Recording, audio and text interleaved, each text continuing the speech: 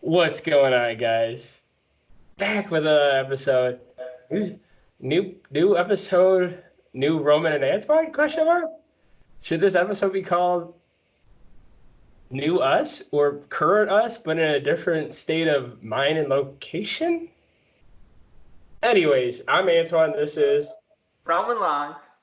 and hope you guys are doing well. Hopefully, you guys are staying clean out there, staying safe. And we're trying this new method out. So if you're listening to this and just listening to this, Roman and I are trying out a new technology, and we're like old men. So like most of the time, like I know Roman and I, we work in the technology field, but we still feel like we're 10 years behind, but it's all good, right, Roman?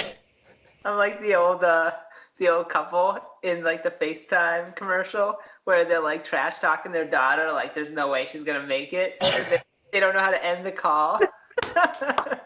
Wait, send me that after this because I don't remember that, and that sounds like something older people would do because they're like, well, they don't. We said bye to them, right? Automatically hangs up, right? So back with another one, guys. If you're not paying attention, you should.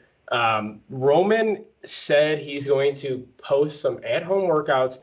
As of this release, pretty much all Illinois gyms are closed, or at least almost all closed. I'm pretty sure the governor put out a standstill to all public gyms. So Roman decided that he's putting a list together. He's going to post it. Any updates on that real quick, Roman, that you want to like go over a little bit? Or I did some filming for an upper session, mainly like a push session. So chest, shoulders, tries. So if you're looking to get that massive Arnold Schwarzenegger chest, got you covered.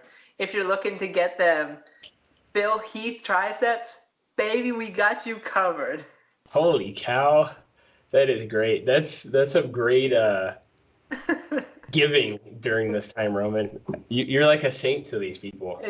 Call me Roman Claus.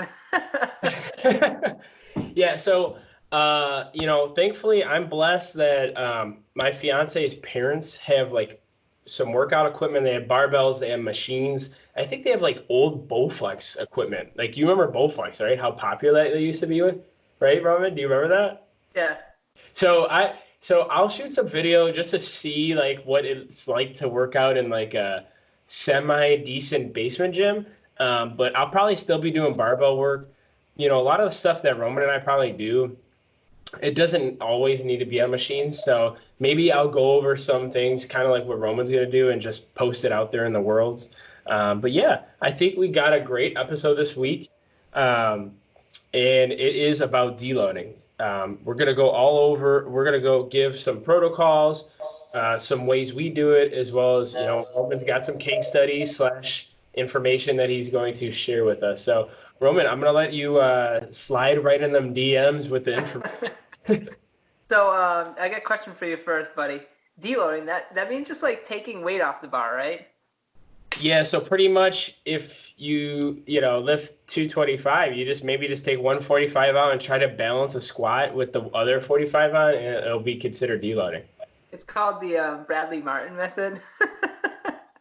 No, but that deloaded is definitely not something that you just take the weight off. I'm guessing you're going somewhere with this.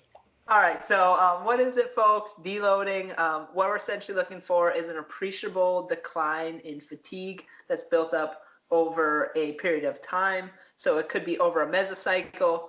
You could be beating yourself up. I usually have certain like physiological symptoms that will usually alert myself like, hey, like, need to deload. Hey, like, you're messing yourself up. Hey, like, it's time to deload. So what I'm going to provide to you, what Antoine and I will provide to you today are some protocols or some ways that you can fit deloading into your program. I do believe that it's part of like a more holistic or more functional program so that you can continue those gains. If you've ever jumped on or if you're about to jump on the Gainz train, you want that to go from station to station, and you don't ever want that to run backwards, right? I thought the gains never stopped though, Roman. The gains never stop, baby. Gains never stop. So what we're looking for in the deload is an appreciable decline in fatigue. Some people will say that you should take a week off. I think that was a big Charles Poliquin thing. He was like, just like, skip the gym. I love the gym. I don't want to skip the gym, Charles. Like, what are you trying to tell me? So for us gym lovers or gym freaks out there, are there ways that you can train and reduce volume, reduce intensity, reduce volume and intensity, still get after it? Yeah, of course. And we're going to go over some of those protocols. We're going to give you some examples, folks. This is going to be a pretty short podcast in the grand scheme of things. Deloading you could write a book on this. It's a fairly complex topic. So I put together like a little working definition for you all. Pretty much the way I look at deloading is an action taken by a lifter to bring down the amount of fatigue that is built up over a period of time, possibly a mesocycle of 2 to 8+ weeks, in order to have a potential supercompensation effect. So there's a couple of things that I wanted to define here for us. Work, I defined as weight times reps times sets times distance traveled, specifically measured across a single workout training session.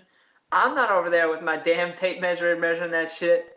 That's why it's important to get full range of motion, folks. That's why it's important to be consistent in your form.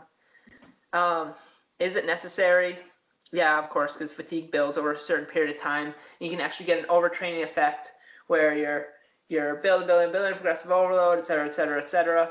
And then based off of different like physiological responses at the time, if you keep on pushing the limits, your body at some point is going to push back. Usually that's resultant in one of the first signs you'll see of your body needing something like a deload or potentially even a break from training if it's severe enough is an overall reduction in strength or force production. So one area where it's pretty common to test is your grip strength. So if you find your grip strength starts to go, you could be potentially overtraining. Now there's other variables to look into this. So you could be leading like an extremely stressful lifestyle. Maybe it's most important for you to reduce your stress. Maybe you're trying to get on the Gainz train with like 1,000 calories a day. Like, folks, that's not happening. You have no material to build that body up. So you do have to have your nutrition in check as well. The body most efficiently builds muscle in a caloric surplus. So you can do it with a eucaloric diet or at maintenance. It's like referred to as recomping. It's a much slower process, but there's very few exceptions to folks that can build muscle in a caloric deficit, sans an extreme amount of special sports supplements. So is it necessary? Yeah, deloading is very necessary. And as I mentioned, there's some indicators. The grip strength starts to go. For me, I start to get some like pain around my thoracic spine. Pretty much my spinal erectors. They'll be on fire, or they'll feel like kind of like a punching, like continual punching like in the back. When that happens, usually I'm like, oh man. Someone's actually punching you in the back, probably. It's just like little minions. Little minions, yeah. They're just like crawling on my shirt, just like smashing on my spine. Get the hell out of there, guys. Get the hell out of here, dude. Yeah, so we got a couple of protocols to go over here, folks. But was there anything that you feel like I missed, Antoine, or did you want to jump in here? No, I'll probably add to like what you're kind of saying at the end. I just want to definitely let you get over like all these protocols, and then which I'll just kind of take note, because I'll take notes here and there and just try to add here at the end. Sweet. That sounds like a plan. Okay, cool. So let's see here. So the first protocol, we're gearing this mainly towards beginners and intermediates, early intermediates. So the first thing you want to do is craft some sort of a paradigm. I think the most frequent ones that I see are like a 2-to-1 or a 3-to-1 paradigm. I've heard some folks like I think Mike Israetel with Renaissance Periodization. I think he does like a 5-to-1 paradigm. Some people might be like more comfortable like pushing it out more than that. It depends on how you're planning out your progressive overload. So this might be a good reason to have like a trainer kind of take a look at your program. or work out for a trainer for a period of time, kind of like feel out what works best for you. What about But during this time, Roman? They can't go to trainers. this time they can reach out to the Gainz Podcast, and we're gonna help them. I like that. Yeah, reach out, email, call us, video call us, whatever you have to do. Yeah, for sure. We're here to help. So I usually just pick like a 3-to-1 paradigm. I don't always stick to it, to be honest with you folks. But once again, I have certain like signs. My body will tell me like, man, you need a deload. So we'll assume 3-to-1 in this instance. So what the heck does that mean? That means 3 accumulating weeks, meaning you're continually building. If your body's recovered for the next time you train that body part, you're either going to add reps, sets, weight, or any combination of the 3. So if you're just doing 1, it'd be called a single progression. If you're doing a combination of 2, it'd be called a double progression. And if you're doing a combination of all 3, it'd be called a triple progression. And it's important. That's why it's important to keep a log book, unless you have like an eidetic memory or something along those lines. But for me, I keep a log book, and I'll track that like, hey, I'm feeling great. I'm really wanting to get after it. So I might add like 5 pounds to the bar, and I might add a rep, and that might still like fit my schema perfectly, and that would be referred to as a double progression. So the first protocol I wanted to go over here was chest, for example. So week 1, we were looking at 12 sets of chest at about an RPE or an RIR of 7 to 8 for RPE, or meaning that you have like anywhere between like 2 to 3 left in the tank before you like completely fail and you can't get the bar off your chest. So like it's a really hard set, but not like so hard where you're like halfway up on that last rep and your hands start to shake and you do like the goo like foot dance, and you're like, you look like you're trying to do like the Google foot dance. The Google foot dance, yeah. It's I totally just made that up. I don't know what that is. The yummy effect. The yummy effect. Antoine still loves the yummy effect from last episode, folks. If the next time you post about the Gainz Podcast, if you tag Antoine, myself, and the Gainz Podcast, we're trying to start a movement. #yummy effect. All right, so week 1, you do 12 sets of chest. Week 2, you do 14 sets of chest at an RP of 8. So this would be a double progression here. Week 3, 15 sets of chest at an RPE of 9, also double progression. Week 4 would be the deload, since we're looking at a 3-to-1, 3 accumulating weeks where you're building. So you're building on that progression. Then you deload to have this potential supercompensation effect. So let's see it again. Building, deload to have the supercompensation effect, okay? So what would that look like? So what we're doing is we're going to reduce the overall number of sets. So we're looking at 12 sets of chest, and we're reducing the amount of intensity, an RPE of 6 to 7. So this would be a great type of a deload at the beginning of a mesocycle, or even potentially like a macro cycle. So like if you're building it out like across the year, this would be the first month. So let's say like January to February.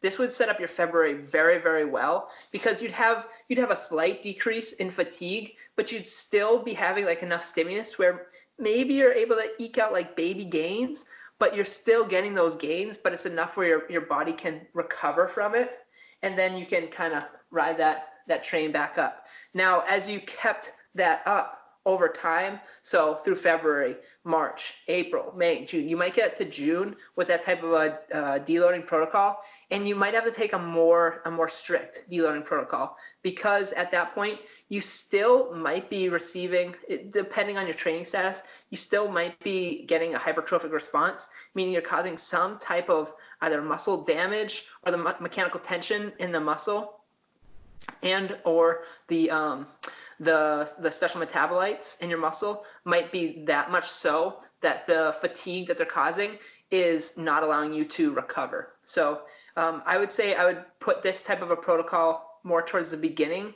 of a training program, as opposed to the end, depending on how you feel, of course. Week 15, or wow, week 5 after that, you look at about 15 sets of chest at RP 7 to 8. So you'd pretty much begin at the same volume as week 3, but you drop the intensity just slightly. just slightly, folks, not too much. Okay, so the next protocol I call the 50% rule. This is typically referred to dropping the volume by 50%, but maintaining a high level of intensity. This would be really good for strength-focused athletes, so you can still focus on that good, close to like a high percentage of your 1 rep max for, let's say, like the big 3, bench, squat, deadlift, but are still able to bring down an appreciable amount of fatigue because the volume is that much less. So essentially what it looks like is, depending on your deload paradigm, when your deload comes along, you're going to take volume and you're going to slash it in half. So in the above example, we're looking at 15 sets of chest. It doesn't really matter if 50% would be 7.5 sets. Don't do a 7th set and you're like, you know what, I'm just going to hit this set like 50%. Like, no, just take 7 or 8 sets, folks, okay?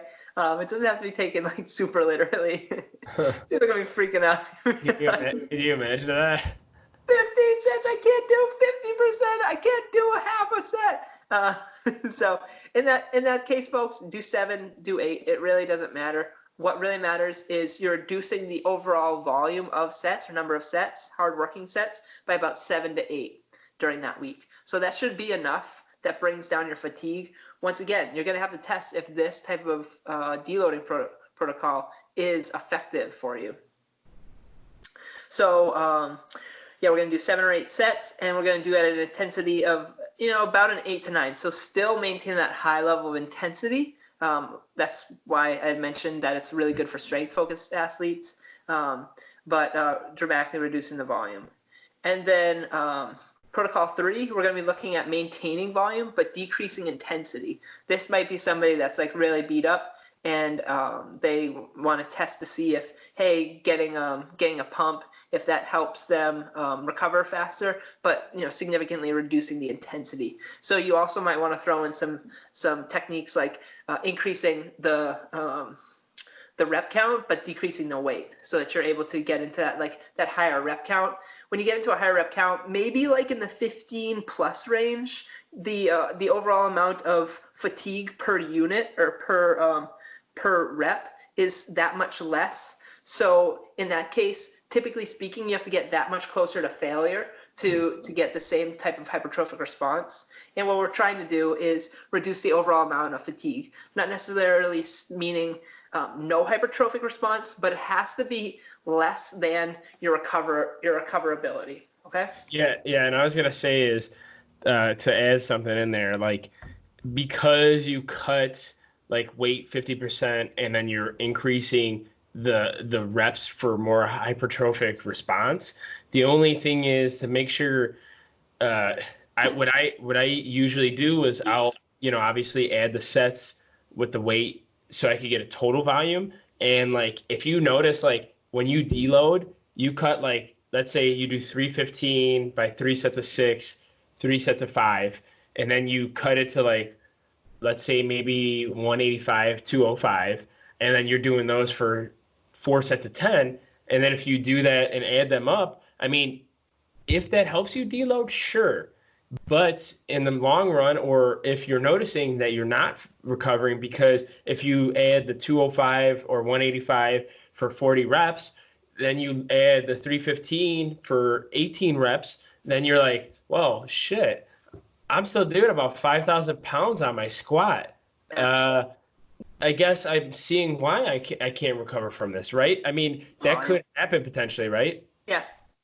Yeah, so in that instance, like that individual, they might respond better to a significant decrease in volume. So you'd have to test it out, see if this works for you, because people are going to respond to training differently, as we've elucidated before. So you might be the type of lifter where you need to still maintain a high level of intensity. So maybe you drop it down to like 305, 275 or something like that, but you keep the same amount of volume. So not the same exact, not volume load, but meaning like reps and sets. So if it was like 3x5 for deadlifts once a week, then you could drop maybe down to like 305 by that 3x5, maybe even more. Maybe you say like, maybe I need to drop down to 275, but you still maintain a high level of stimulus, because Yeah. even at 275, that's like a 10% decrease from there. So it's still pretty nominal in the grand scheme of things, especially since it's just for a single week. But that might be just enough for you to, to be able to recover from. So you'd have to test it out in that example. But if you find that you tried to deload in that situation, maybe that's just not an effective deloading protocol for you, and you need to try a different one. Sweet. Yeah. I think those are the three protocols that I had. There's like a whole lot of other ways that you could kind of mash these together, but those are like the big ones that I wanted to talk about. I have a couple of other notes that I wanted to mention, but was there anything else that you wanted to add on top of that, Antoine? Yeah, I mean, the only thing, like I kind of want to just reiterate like what we do, and then kind of go over some things. But do you want to go over the other topics first? You want me to just add it and then go finish over? Yeah, sure. So I want to make a note on enhanced versus natural lifters. Not sure like what our like audience looks like, other than like Antoine's mom and like and dad and like my like some your friend growing up. But so I have a note that natural lifters might require a more frequent deload paradigm. So like I said, on average, I do like a 3-to-1. Sometimes I kind of push it out a little bit more than that, sometimes to my detriment, to be honest with you. So due to constraints on recovery, but enhanced lifters, they might be able to, they're going to face like less marginal recovery abilities is the way like I phrased it. But they'll still require some sort of drop in either volume intensity or both at some point. And that's essentially to avoid like overuse injuries. So like the big thing is volume management, kind of trying to find out what works best for you. And the reason why having a consistent deloading paradigm would be really important if you're new to lifting or you're an early intermediate, is because that'll help guide whether you're able to recover in that time frame, and that particular time deload works for you. Because you might be coming into a deload saying like, man, I feel great, and then you like end up skipping it just for a week, and then like the next week you feel like you run into a brick wall. And that might be because your body was essentially primed for that reduction in fatigue, or like it planned on it, especially if you were going like, 3 weeks deload, 3 weeks deload, 3 weeks deload. And then out of nowhere, you're like, oh, let's see if we can do like 8 weeks and then deload. That would be a significant increase in like the amount of like overall cumulative fatigue that you're adding onto your body. And it might not be used to that stress. Not saying that like there's just some people out there that like can just keep on going. And like the only times they ever deload are when they have like, some type of like a family holiday or something along those lines. Yeah. They're probably far and few in between. There might be like some special sports supplements in there, but even enhanced lifters are going to need to deload at some point. Everybody will. It can be an effective tool at injury prevention. Once again, lifting weights is incredibly safe if done properly. But over time, if you get it like into the game, you will find out that like, man, like I'm really beating myself up. So it's an effective tool for making sure that you manage volume. Sweet. Yes, sir. Awesome. So that's great. Some of the stuff that I want to talk about and just kind of cue in, I'll kind of just go over like what you were saying a little bit, and then like pretty much go over how I affiliate my deload and whatnot. So why I deload. So pretty much if you guys follow me, follow Roman, like I power lift and kind of bodybuild at the same time. Hashtag power building. I think Michael Hearn made power building like a thing. But yeah, so pretty much most of the time I'm focused on the big three, but then I do a lot of hypertrophy movement still, because I did compete in bodybuilding, but I'm an aspiring failed powerlifter at the same time. And, not a big bodybuilder, so if that makes sense. But I do like the trading at both sides of things. So pretty much where I've learned this and from like kind of like my research, which works well with me, is you're going to see a lot of this right now. What I say right now, go over like the three protocols that Roman went over. So, in like in a more studied way, kind of follow those protocols. This is what works for me. So it's kind of using, I think, two of the three. If I'm wrong, please call me out, Roman. But I'm pretty sure Roman knows this already as well. So how I approach my deloading, depending on if I'm on a strength blocked, hypertrophy block, or maintain, most of the time I'll try to give myself 4 or 5 steady weeks of progressing, either in hypertrophy or power movement. And that being said, on the 6th or 5th week, I'll take a whole week, deload throughout that whole entire workload of week, meaning my 5 days of current training, which are still full body. So that being said, when it comes to the power movement, let's just say if I'm talking, my main focus is the squat. So throughout 5 training days out of the week, I focus on squat, bench, deadlift, and then overhead press. And then like the 5th day is usually just all accessories. So it might have like a power movement like shoulder press, but it's not like the overhead press. It's not like the bench. It's not like the squat. It's not like the deadlift. So what I think is best for me, what I love, because of the fact that I am getting both sides of the spectrum, is easy enough. So powerlifting movements like the squat, bench, deadlift, or overhead press, I will go ahead and cut the weight. Honestly, I think it's been like 50 to 75%. I know you noted like just 50%, but obviously you guys know Roman just throwing a number out there. It could be more, it could be less, right?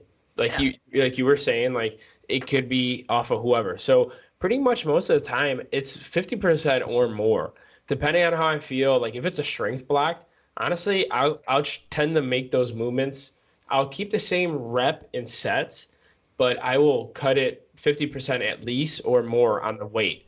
For hypertrophic movements, I will keep the same weight, but I will either cut the sets or cut the reps. So let's just say if I'm doing 4 sets of 8, 4 sets of 10, or 3 sets, we'll just do 3 sets of 10.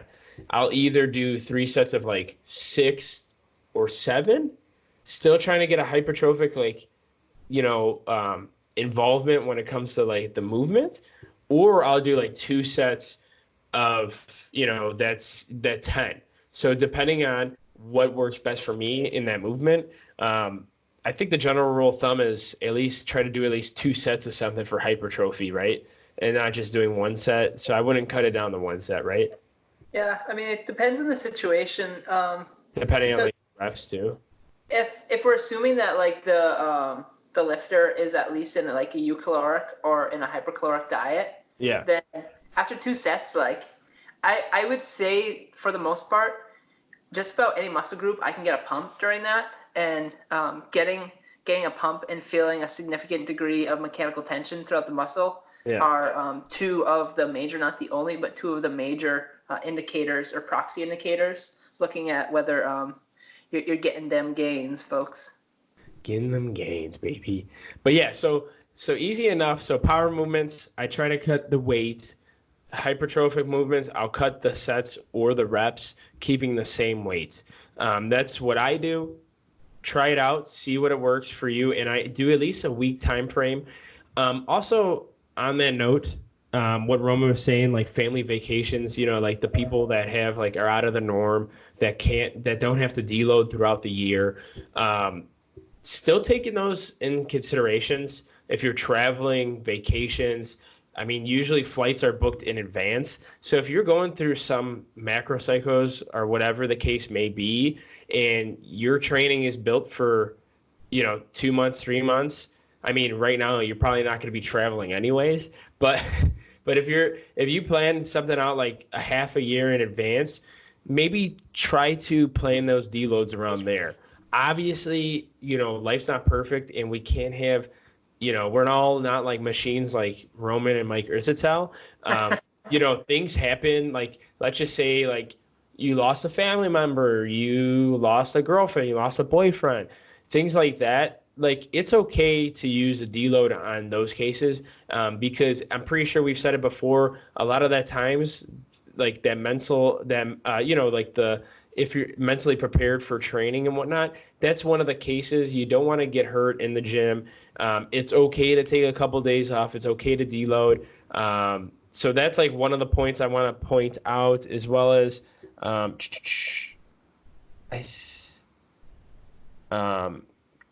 and what Roman was saying about like the 1,000 calories per day, and you're not putting enough in the machine to like grow. Another thing is like for like when it comes to like cutting down the bodybuilding shows, what tends to work for me, I was still doing power movements.